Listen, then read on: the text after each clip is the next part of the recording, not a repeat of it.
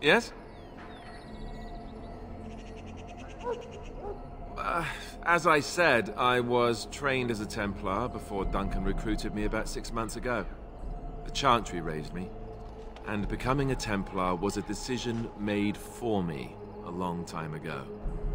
Duncan saw I wasn't happy, and figured my training against mages could double for fighting Darkspawn. Now, here I stand, a proud Grey Warden. The Grand Cleric wouldn't have let me go if Duncan never forced the issue. I'll always be grateful to him. It just wasn't for me. I believe in the Maker well enough, but I never wanted to devote my life to the Chantry.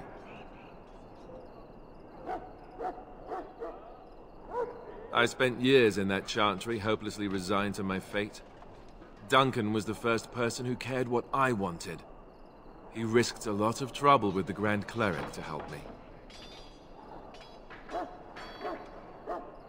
What about? So I imagine. What would you like to know?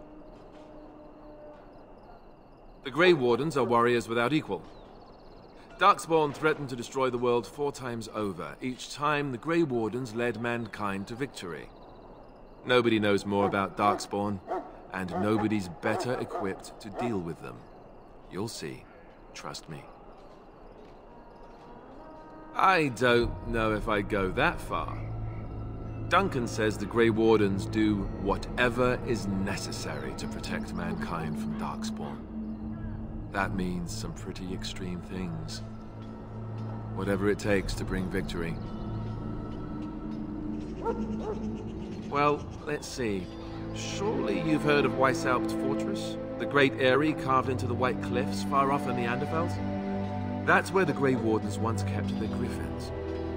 The griffins died out, however, and our numbers have dwindled since the last Blight. There's only a handful left in Ferelden, a few more in other nations. The others are camped with the King's soldiers in the valley. The King's given us a position of honor at the vanguard, despite our small numbers. I think Cailan is actually excited to ride into battle with us.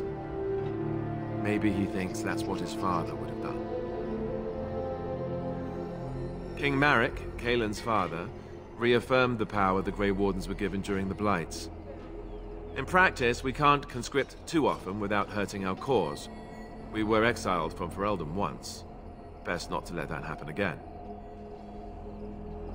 You want to ask me about something else? Of course. You want the Chantry's version or the truth?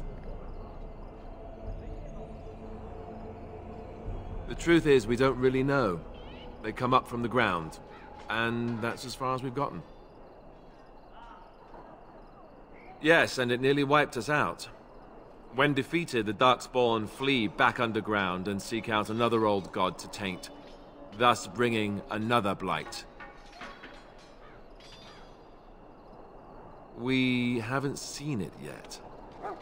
People are beginning to think this is just an unusually large Darkspawn raid without an Archdemon to unify them. But seriously, the Archdemon could be in the wilds or underground. It could be hiding. Just because it hasn't shown itself doesn't mean it isn't out there. They've controlled the deep roads ever since they defeated the Dwarven kingdoms. Even if we invaded, we can only chase them so far. The old gods were dragons. So the stories say. Big ones. Intelligent, even. The Tevinter Empire had big statues of them. Each dragon had a name and a place in the cosmos. It's all very intricate. The Archdemons may not be the old gods, but they're definitely dragons. The Grey Wardens killed so many Darkspawn by the end of the last Blight. People decided they were gone for good. Of course. We chop off the snake's head. It's the only way.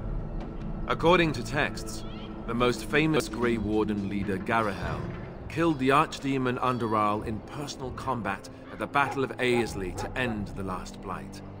Without the Archdemon to command them, the Darkspawn flee back underground. The Grey Wardens keep watch.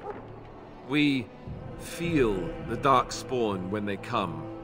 You'll understand after the joining, if you well, you'll understand. Not to mention people start to notice when Darkspawn pour out of the wilds and taint everything around them. Just a guess.